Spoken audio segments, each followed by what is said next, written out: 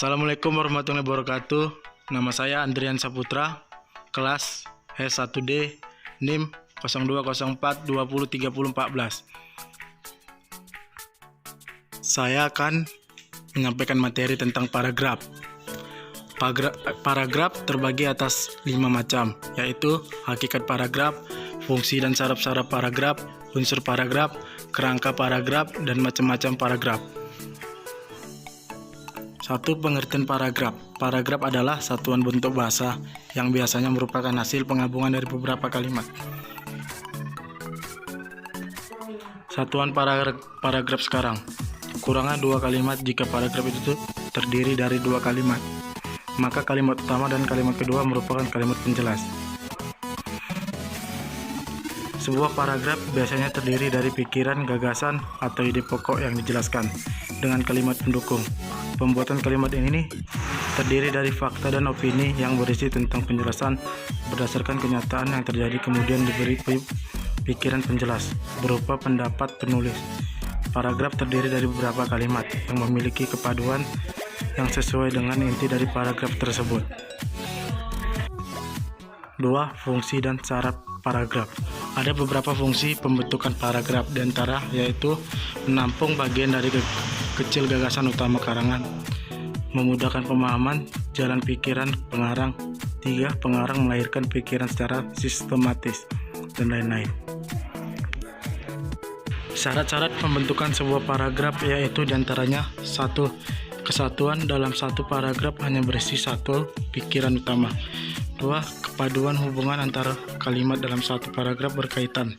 3. Isinya relevan dan karangan. 4. Pengembangan atau sebuah kalimat utama dalam sebuah paragraf dikembangkan dengan kalimat-kalimat penjelas.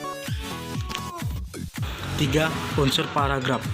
Dalam pembentukan paragraf yang baik ada beberapa unsur, yaitu: 1. Kesatuan. 2.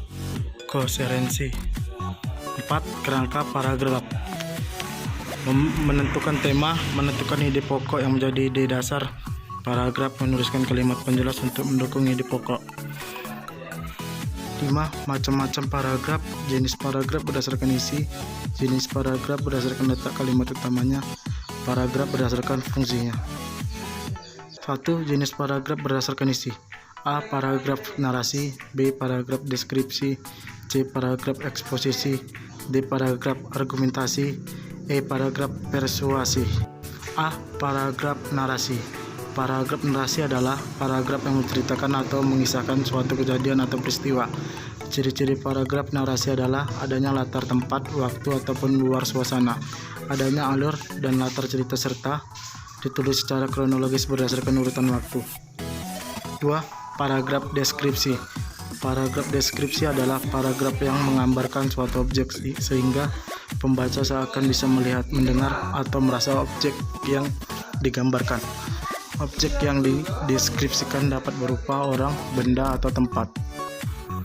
Ciri-ciri paragraf deskripsi yaitu berisi penggambaran sebuah objek ataupun benda yang disertakan dengan jenis kata sifat di dalamnya.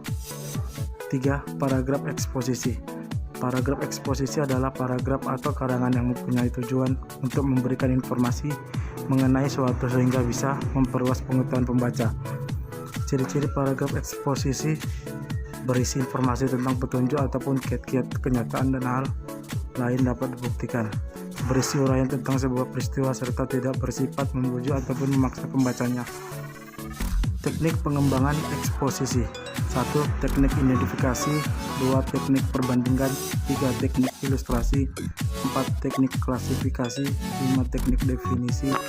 6. Teknik analisis. 1. Teknik identifikasi dikembangkan dengan menyebutkan ciri-ciri atau unsur-unsur yang membentuk suatu hal atau objek sehingga pembaca dapat mengenal objek itu dengan tepat dan jelas. 2. Teknik perbandingan digunakan untuk mengungkapkan kesamaan atau perbedaan antara salah satu hal dengan hal yang lain. 2. Teknik ilustrasi. Teknik ini berusaha memberikan gambaran, contoh-contoh, atau penjelasan yang khusus atau nyata. 4. Teknik klasifikasi. Teknik klasifikasi merupakan suatu metode untuk menempatkan barang-barang atau mengelompokkan bermacam-macam subjek dalam satu sistem kelas. 6. Teknik analisis. Teknik analisis merupakan cara memecah suatu pokok masalah. Teknik analisis ada beberapa bagian, yaitu analisis sebab akibat, analisis bagian, analisis fungsional, analisis proses. 4. Paragraf argumentasi adalah paragraf yang mengemukakan suatu pendapat beserta alasannya. Ciri-ciri paragraf argumentasi yaitu berisi pendapat ataupun pendengar penulis terkait sebuah peristiwa, menyertakan fakta-fakta dan contoh aktual yang mendukung pendapat yang penulis, pendapat atau pandangan yang dikemukakan secara analisis dan analogis, serta diakhiri kesimpulan dari penulis. 5. Paragraf persuasi adalah paragraf yang mengajak, membujuk, atau mempengaruhi pembaca agar melakukan sesuatu. Ciri-ciri paragraf persuasi. 1. Isinya mengandung fakta serta bukti sebagai faktor yang kuat dalam mempengaruhi atau kalimat dalam bentuk ajakan. 2. Tulisan mempunyai untuk mendorong atau mempengaruhi pada sebuah hal.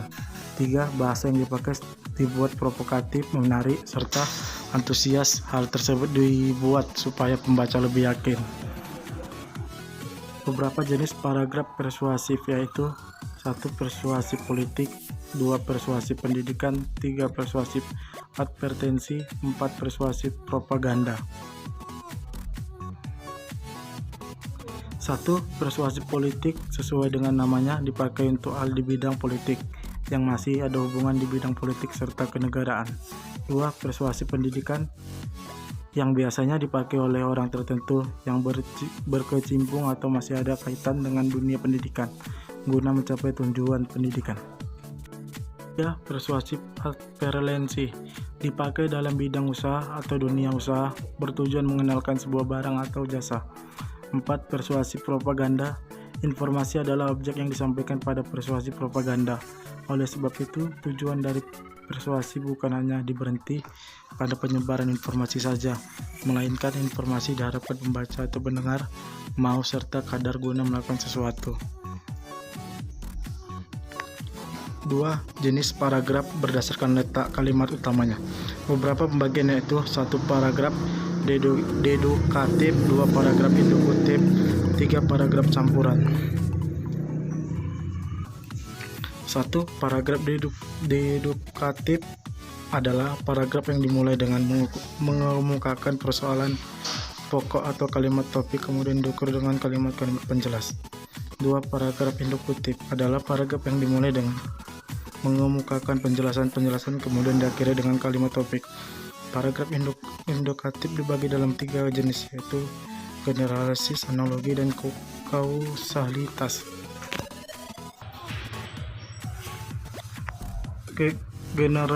Generalisasi adalah pola pengembangan paragraf yang menggunakan beberapa fakta khusus untuk mendapatkan kesimpulan yang bersifat umum. Analogi adalah pola penyusunan paragraf yang berisi perbandingan dua hal yang memiliki sifat sama. Hubungan kausal adalah pola penyusunan paragraf dengan menggunakan fakta-fakta yang memiliki hubungan sebab akibat. 3. Paragraf campuran. Paragraf campuran adalah paragraf yang dimulai dengan mengemukakan persoalan pokok atau kalimat topik, kemudian diikuti kalimat-kalimat penjelas dan diakhiri dengan kalimat topik. 3. Paragraf berdasarkan fungsinya. Berdasarkan fungsinya, paragraf dibedakan menjadi 3 jenis, yaitu 1. Paragraf pembuka, 2. Paragraf penghubung, 3. Paragraf penutup.